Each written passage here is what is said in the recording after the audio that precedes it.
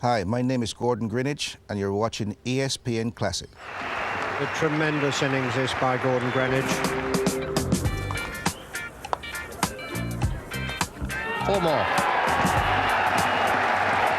Up goes the bat, and Gordon Greenidge, for the second time in this series, has gone on to a double century. Oh, that final was grand. The final at Lord's was grand. I mean, playing at Lord's in itself is a great tribute to anybody who's ever, had the opportunity to grace that ground. The atmosphere was something else. Being the first World Cup of its kind, I think the final itself, I suppose, matured a lot of us. It had a type of, I suppose, tension and pressure that, if you don't have a strong heart, it could easily give out. So getting to the finals as well with the West Indies team and so on, I think people perhaps expected the West Indies team to get to the final. But being there wasn't the end of it. You didn't win it. You had to go down and win the match.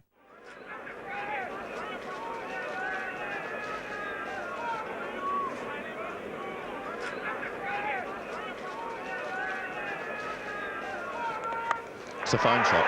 First runs of the day by Fredericks. Cut away. There's Gilmore, the fielder, at third man on the fence. And a fine throw coming in. So West Indies scoring the first run off Lilly.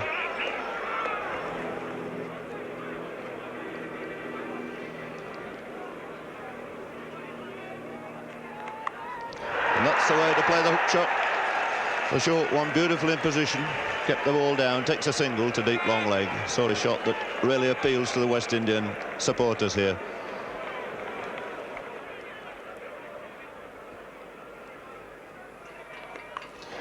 And there's a great hook shot. It's out of the ground. Oh, well, what bad luck that was. Played a magnificent shot, trod on his wicket, hit a 6. And a very disappointed Fredericks there. So one can only say it was a little bit of stroke of a luck there for Dennis Lilly. It was a short ball, beautifully played, hooked out of the ground at deep long leg for 6, and then knocking back his wicket. Well, let's see again how that misfortune happened for Fredericks. The short one, the bouncer from Lilly. And Fredericks doing the right thing, moving back and across, timing the ball so sweetly. And just clipping off the 2 bails with his foot as he fell. Still 2 slips in the gully for Kelly Turan to face Gary Gilmore, I would think, for the first time. What a glorious shot. This man really is in cracking form. Coming in, getting off the mark straight away and playing a beautiful cover drive there for 4 runs.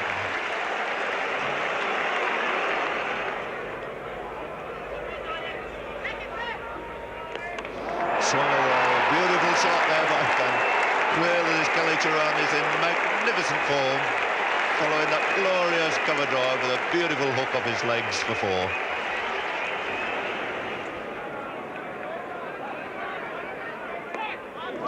Beaten there for the first time. Slight bit of movement down the hill there for the first time by Gilmore.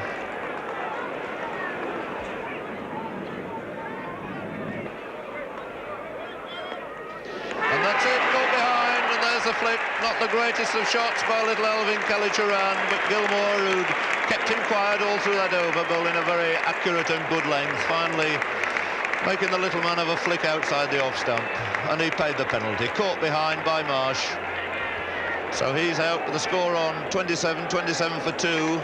Kelly Turan caught Marsh, bowled Gilmore for 12. And this is the end of the little left-hander Kelly Turan. Nice, comfortable little tickle to Rod Marsh behind.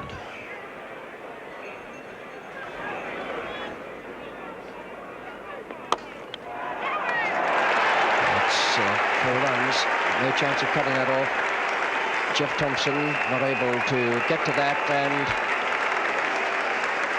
4 runs to Greenidge to take him into double figures. Delight there for the West Indian supporters.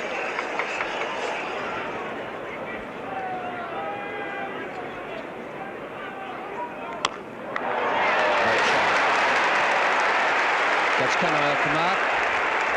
A typical Kanai stroke, rocking onto the back foot. and hit right in the middle of the bat.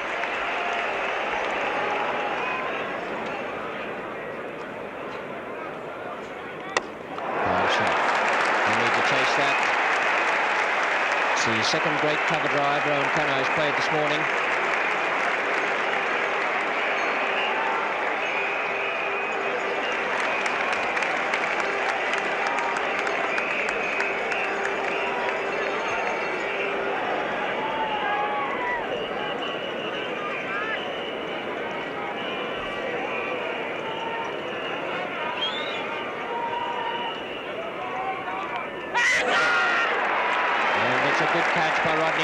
Thompson's first wicket, very, very low and away to Marsh's right hand.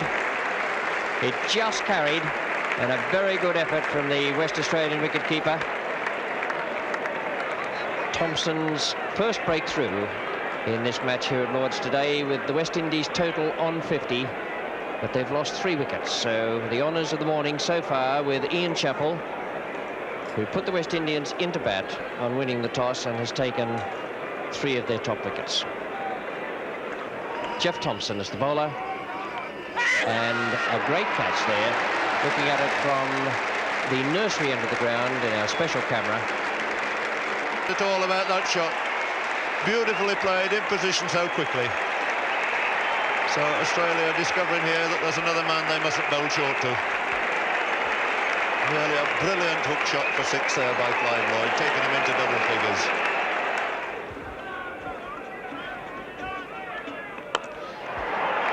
What a great shot, what a great shot. Stood still almost and hammered it away through mid-off for 4.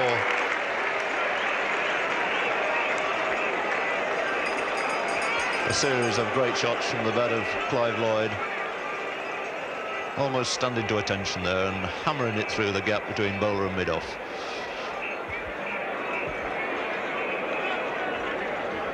And Lloyd quickly now on to 26, the score on to 83.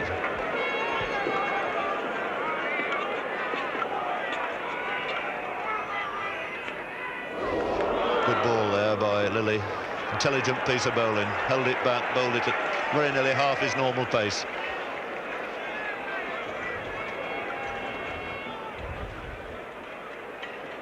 Variation of pace there, beating Clive Lloyd.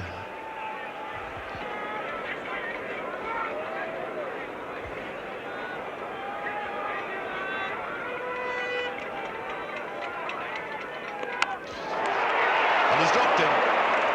A let off there for Clive Lloyd, a disappointed Edwards. Didn't middle it, probably the error there in the fieldsman's mind was the ball didn't quite come through at the pace he was expecting it. So Edwards, a brilliant fielder, missing out here. Lloyd going to swing it away again to mid-wicket, losing control, not timing it. Great diving effort by Edwards. Had the ball quite firmly in his hands at one stage, but out she bounced when he hit the deck. It's a fine shot for 4 runs, just straying in direction down the leg side, and Lloyd made no mistake. So the 100 comes up now for the West Indies. It's also the 50 partnership between Lloyd and Canai in only 49 minutes, and Canai's made only 6 of them. So the whole thing dominated this morning by Clive Lloyd. Walker's been brought back on now. He's got through 7 overs for 22 and bowled very well in the first session. Just about to bowl his 8th over now to Clive Lloyd. 51 to Clive Lloyd. Quite a remarkable innings today and appreciated by everyone who may not be favouring the West Indies here today. 50 in 59 minutes, 1 6 and 7 fours.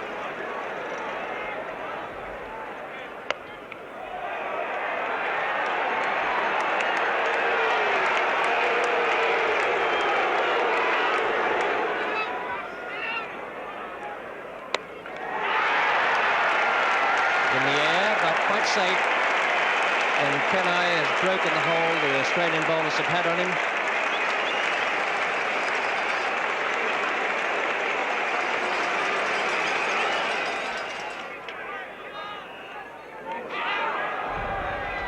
Greg Chappell's asking for that, but no one else seemed very interested, particularly umpire Bird at the bowler's end.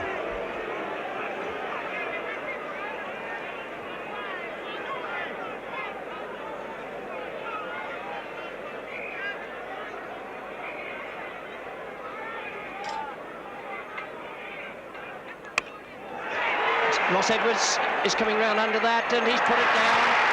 Another very difficult chance for Edwards, and he's unable to pick up that one either.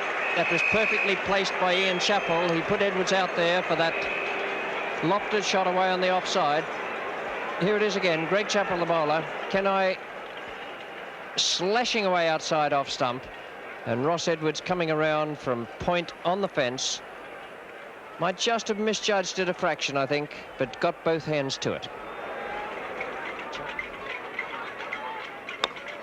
Great shot again. Still a little bit too much over-pitched from Greg Chappell, and 4 more runs through extra cover.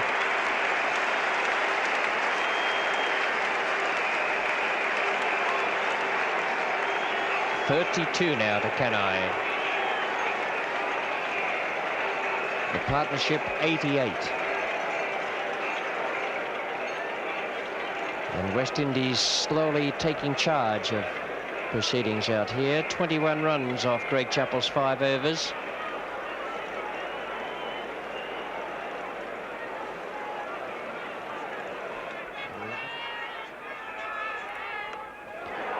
Lilly is the man coming in under that, and he's put it down as well. 3 chances dropped by the Australians.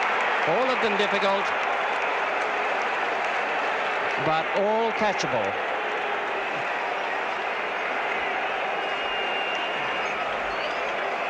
Kenai picked up 2 runs. Disappointment there for the Australians, but they have only themselves to blame.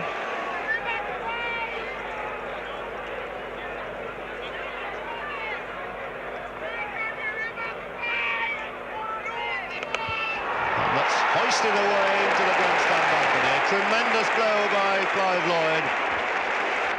Wasn't all that short, in fact, something like a good length ball, but picked it up, timed it sweetly. And he moves on to 73 and makes this partnership between himself and Rohan Kanhai worth 100. And that's come in the quick time of 85 minutes. A very big 6 indeed there by Clive Lloyd. The good length ball just simply helped on its way right into the grandstand. Also bringing up the 150, 152 for 3. And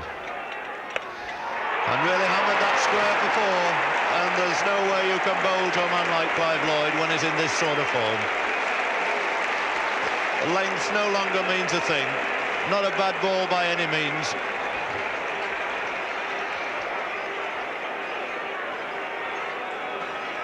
And the West Indian contingent delirious with excitement now.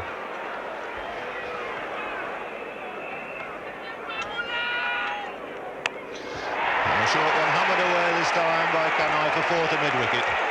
The crowd ever anxious to toss the ball back, let them get on with it.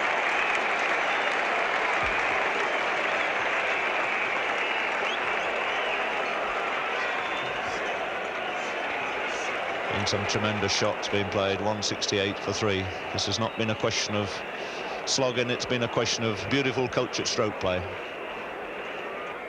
Clive Lloyd now to face the last over from Max Walker.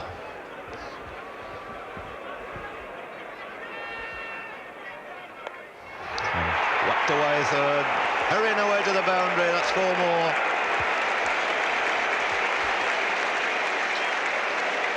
And the crowd, unable to contain themselves, can't sit still in the seats.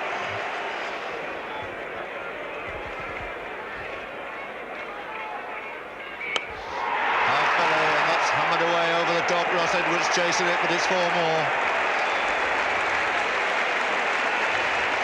Really is a tremendous display of batting, this.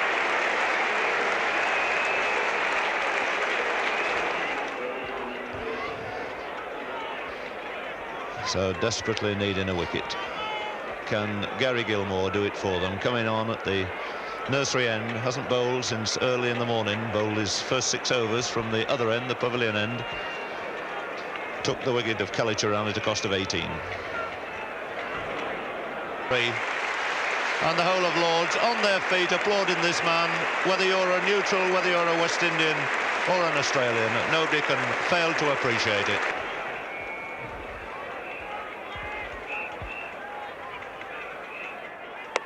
What a glorious shot. What a magnificent shot. Wide half volley, waiting for it, cracked it square, up goes the hat, it's 50 now to Rohan Kanhai.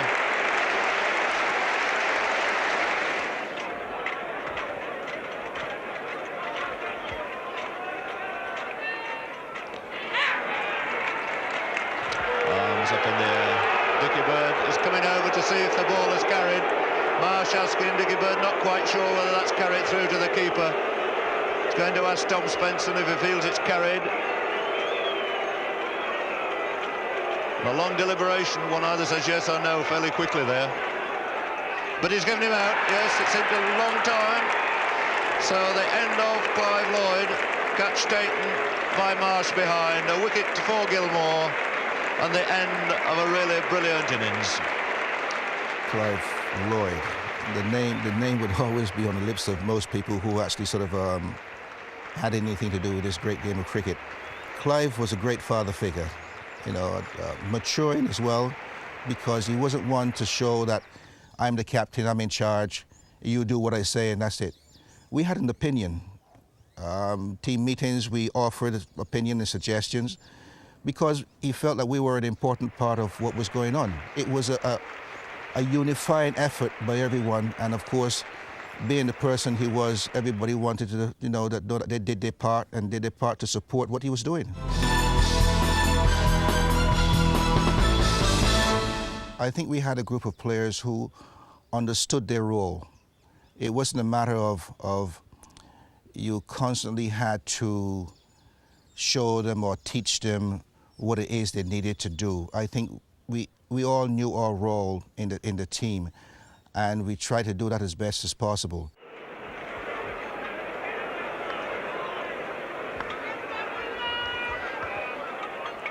He's bowled in.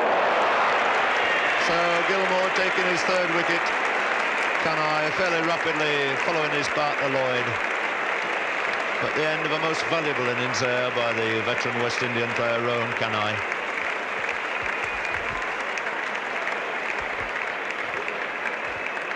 And the man causing the damage, 3 wickets then to Gary Gilmore, following his 6 against England in the semi-final.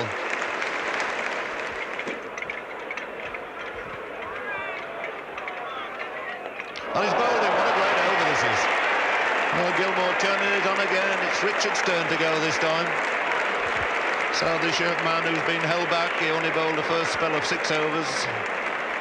And took a wicket in that, has now come back and in 3 overs has collected another 3 wickets. His figures at the moment standing on 4 for 34 and brought this game very much again Australia's way. 209 for 6.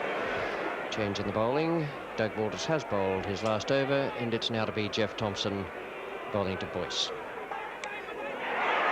Lilly,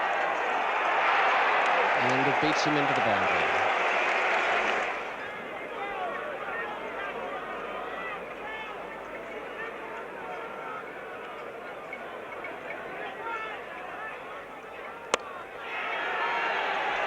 Wide of turns, a good shot too. Picked that up beautifully off his toes. And that Boyce is facing is Jeff Thompson.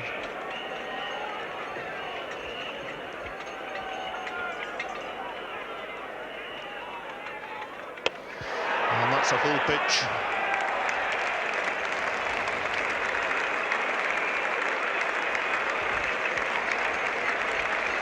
So Keith Boyce fall into that full pitch. Quite happy about it. 34 very valuable runs in brisk time from the Barbadian. Only 43 minutes, the 7th wicket to go down. Score on 261.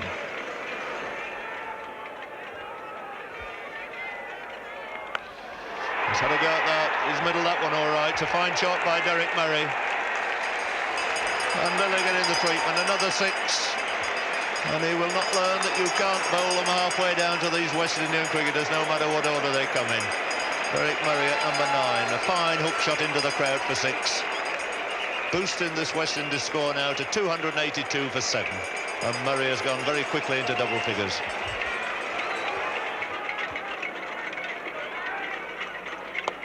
That's an easy caught and bowled.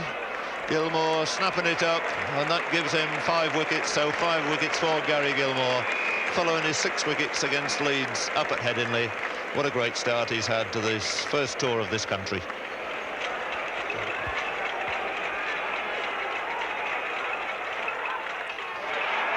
And nearly swung himself off his feet there. Gilmore not too worried about it, but he could be, because they'll run a second one. So 2 more, that's it. It's the end of the West Indian innings. Their score standing on 291 for 8. Superb century we've seen from Clive Lloyd.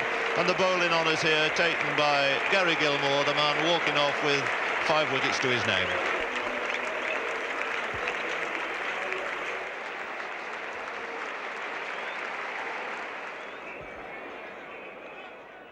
Oh, we had a very moderate bowling department, really. Yeah, they were fairly average, but they got the job done.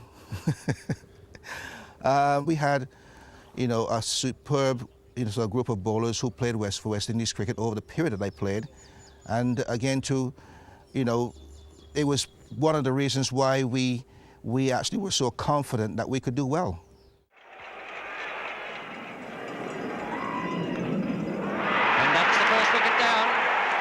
Caught that second slip by Kalicharan, the breakthrough that West Indies needed so badly. Boyce just getting that leg cutter to run away from the right hand of McCosker. He's produced 3 great deliveries in this Prudential World Cup competition. 2 of them dismissed the Chappells at the Oval, and that one now has taken care of Australia's opening batsman, Rick McCosker, with 25 runs on the board. Bernard Julian now to Ian Chappell.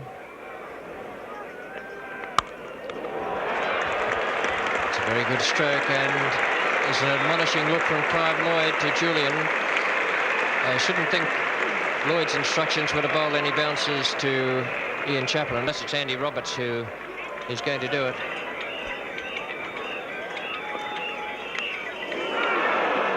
Well, he's got his runs, but not off the middle of the bat, but they all count.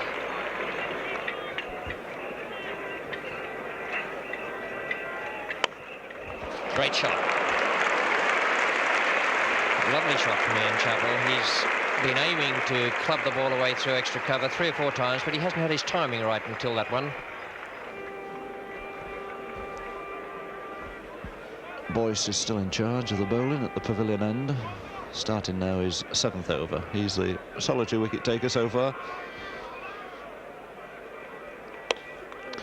And a brilliant diving effort there by Boyce. Been so many difficult chances gone to ground here today.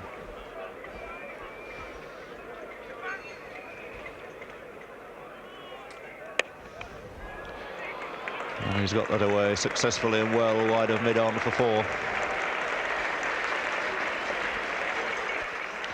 So Ian Chappell here has got over the first problem, the one of not losing early wickets.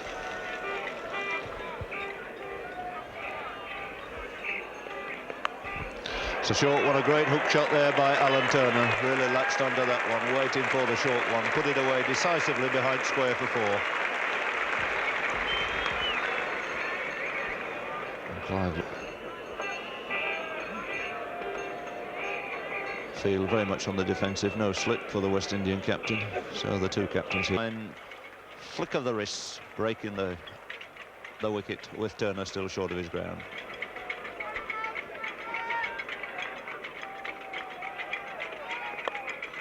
It's away all right this time. Beautiful shot. Elegantly clipped off his legs there by Greg Chappell.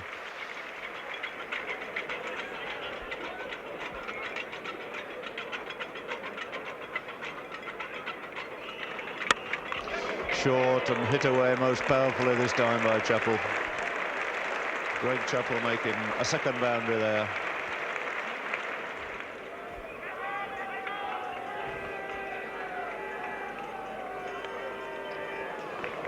It's 4 runs, very fine glance there by Ian Chappell.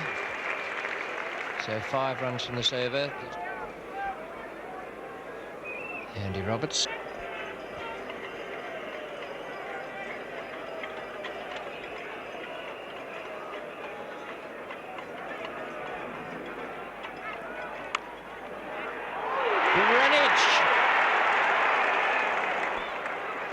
Waving that he hadn't caught it. It bounced just in front of him, but a great piece of fielding.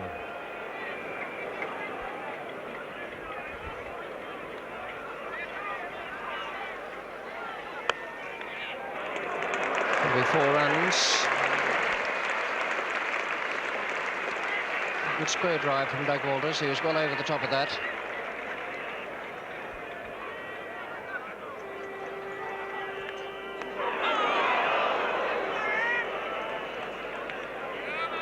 Well, I would put that down as a chance, I think. Derek Murray just getting the left glove to it.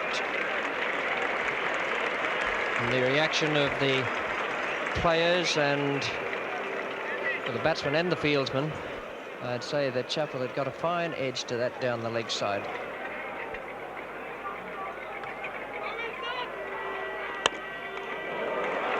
That's a good shot from Ian Chappell.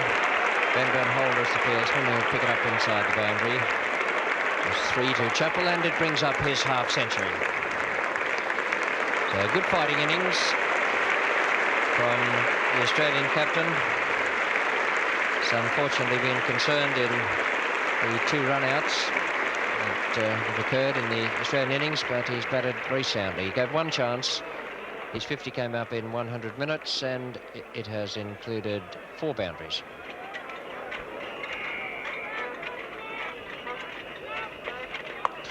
And a terrific shot.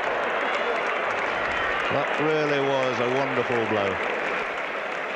Onto that so quickly. Enormous power, he put that away.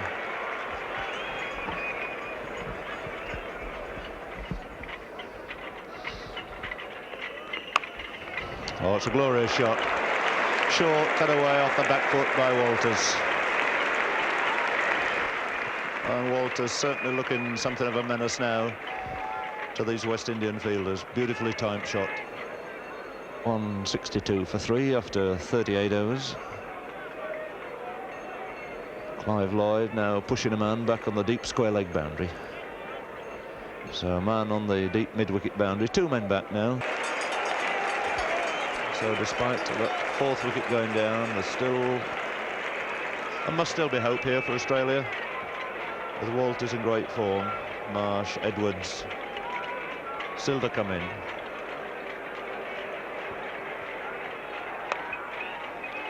And another glorious crack through extra cover by Walters. That's going through for 4. And this is the man the West Indies have got to dispose of, and dispose of fairly quickly now. Rod Marsh, 27 years of age now, 31 tests for Australia on his 2nd tour of this country.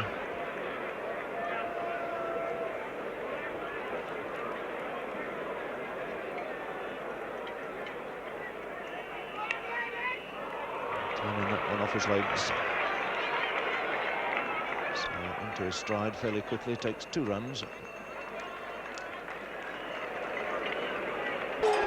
And he's well deserved at least 1 wicket in a fine, sustained spell of medium pace bowling.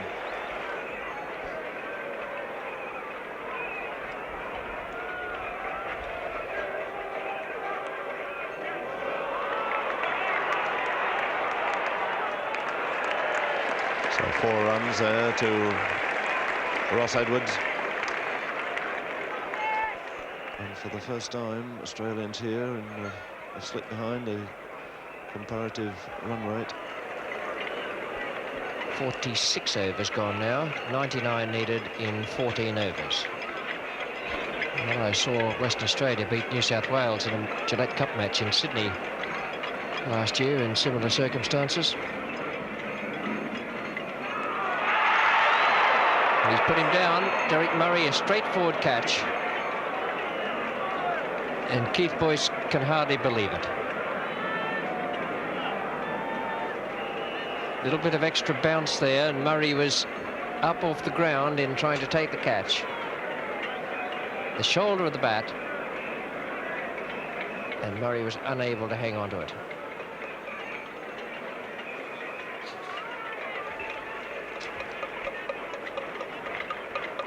Boyce to Marsh. Bowled him, and that, I should think, is just about the end for Australia. Marsh bowled by Boyce, aiming away through mid-on. He made 11, and the Australians are 195 for 6 in the 47th over, chasing 292 to win. New batsman coming in for Australia, Gary Gilmore.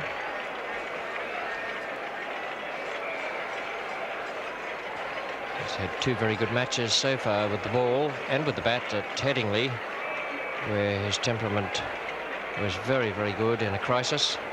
Took 6 wickets at Headingley, 5 wickets here today at Lords for a cost of 48 in his 12 overs.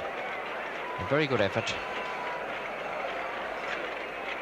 But he now faces a really difficult task.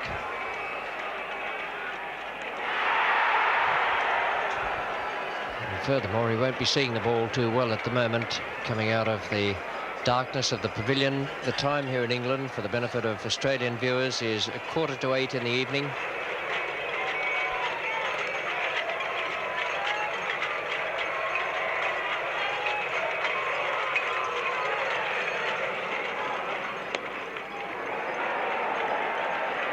It's a fine shot from Gilmore. Picked that up nicely. Greenwich was the fieldsman, but it was well out of his reach. It's the sort of stroke play the Australians must attempt, but they only have 4 wickets in hand. 207 for 6 now. Gilmore has gone on to 8.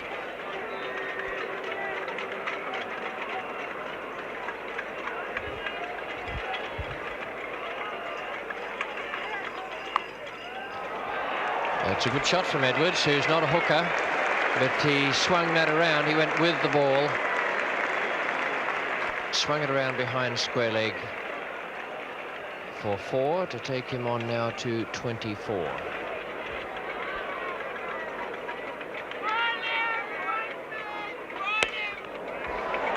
It's a very good shot.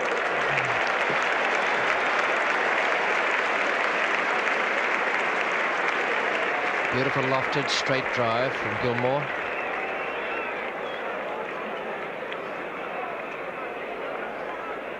Last time Gilmore played against the West Indians, I think, would have been when he went to the Caribbean as a member of the Australian schoolboys side.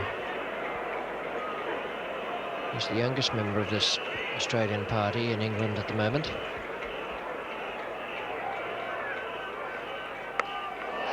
And that must be out. Kanai, and he's caught it safely. Just 10 yards in from the boundary. An attempted bouncer from Keith Boyce. And Kanai in all sorts of trouble there.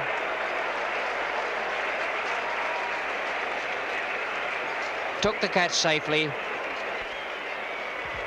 And Australia now 221 for 7.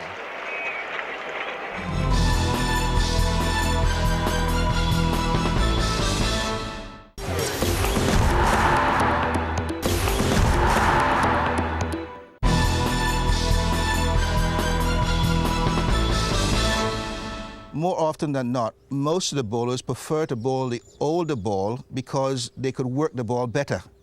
Because the new ball would just, you could slip it, because it's hard, you get more bounce and so on, but they prefer to work the ball. That was the skill of the individuals that we had in the team.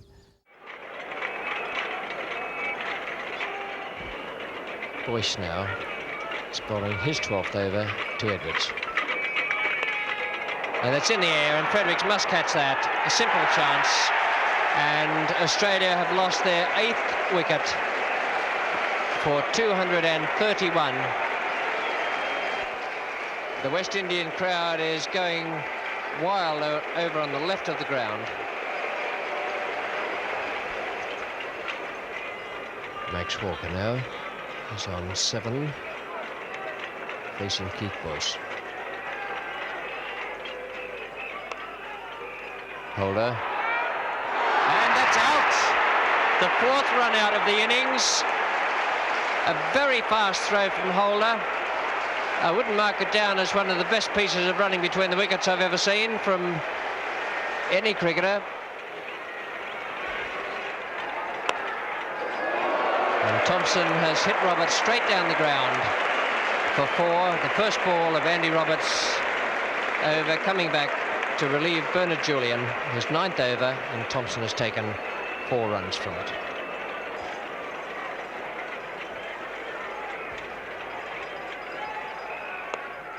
Fine shot from Thompson. Picked that nicely off his toes and into the square leg boundary for 4.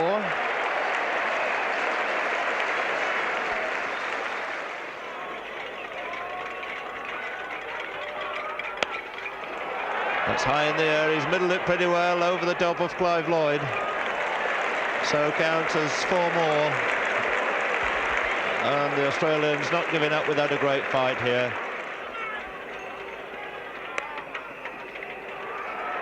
And he's missed this time, otherwise we should have had the 5th run out. They're coming back for the overthrow, and if Richards had thrown to the other end, I think it might have been curtains.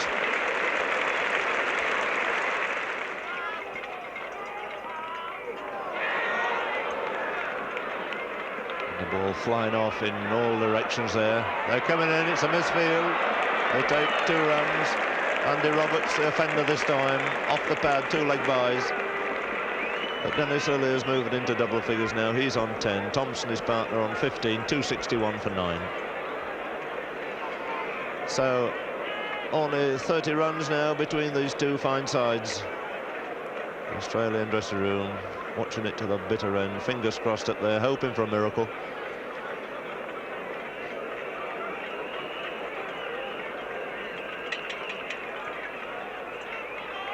And hold it a Lily. He's got that away through the gap on the onside. Little Kallicharran, who's fielded it so brilliantly down there in front of the tavern, making sure they only get a single. He might have missed out with the bat today, but made some really tremendous stops on the boundary edge.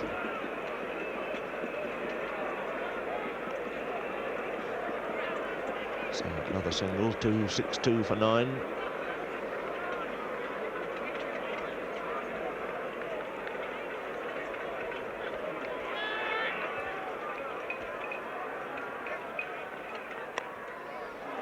And Thompson occasionally varying it. A little touch down the leg side. It's coming again. How good's the throw going to be? Is it out? Anticipating the run out, the crowd coming on the field. And they must go back. Thompson ushering them away off the field. He says he's not finished yet. He's 17 not out at the moment.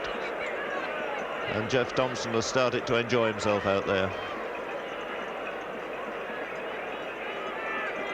So that gives these 2 batsmen the chance of a breather. They've been running and chasing hard since they came together with a score on 233, and they've added 31 exciting and valuable runs.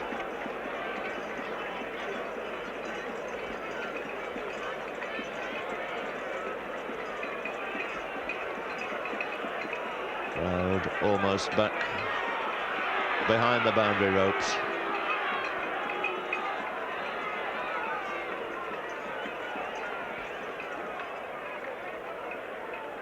And it's Holder to Thompson.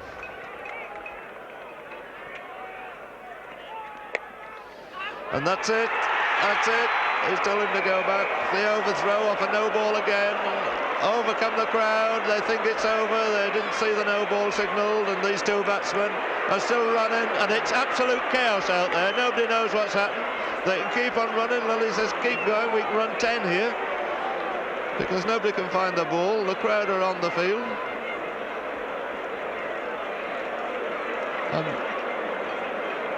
Everybody trying to find out now how many they actually did run, what happened. It was a no ball, it was a catch taken, it was a shy by Fredericks at the wicket, and they ran the overthrows.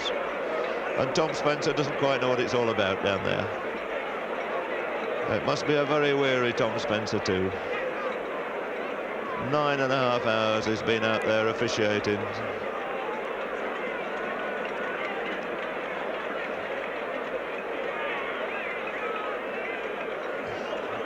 And the British Bobby taking command in the end, ushering them back.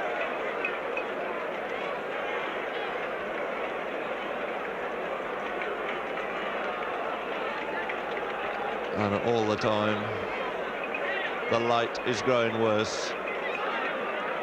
And I don't think that Tom Spencer or Dickie Bird are quite sure how many they run.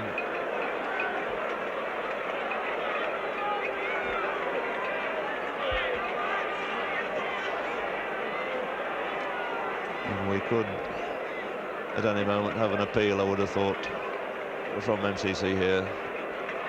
This game could end in chaos, and that would be tragedy, because it's been wonderful entertainment from 11 o'clock this morning. 2 runs, he signalled.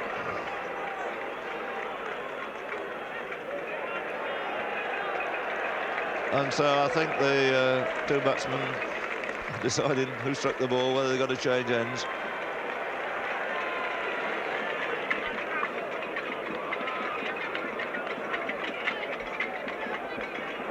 And it's Thompson now, facing Holder. His score, his contribution here on 21. They're pushing it for the single, but off the pad. Signal there by Spencer. It signals not quite good enough. They need a couple of boundaries to come fairly smartly.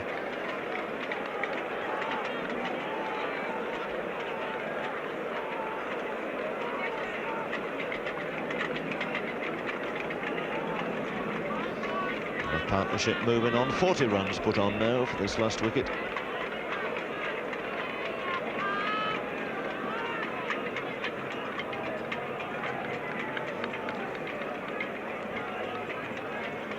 So Lily facing Holder. 19 wanted off 10 balls. There's at least another single. Will they chance a second? No. Thompson slipped, in actual fact. I think he might have gone for a second otherwise.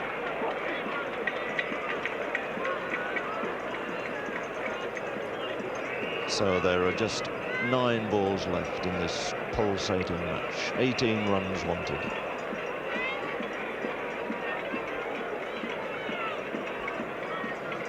The field way back on the boundary now. Only Fredericks on the offside, capable of saving a single. Apart from that, the whole West Indies side packed round the boundary edge. And Thompson, who's played so well for... The charge of the brigade over. And unforgettable scenes here at Lord's Cricket Ground at the end of one of the greatest one-day matches one could ever possibly wish for. 291 scored by West Indies, 274 the Australian reply. And the crowd gathering in there now, mobbing over the pitch. They've waited a long time. Keith Boyce still unable to get through.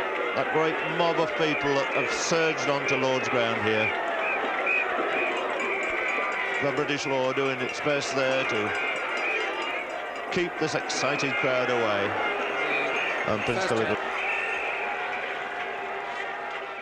We felt confident that we would do it. We felt we had a good enough side to win the World Cup in 1975.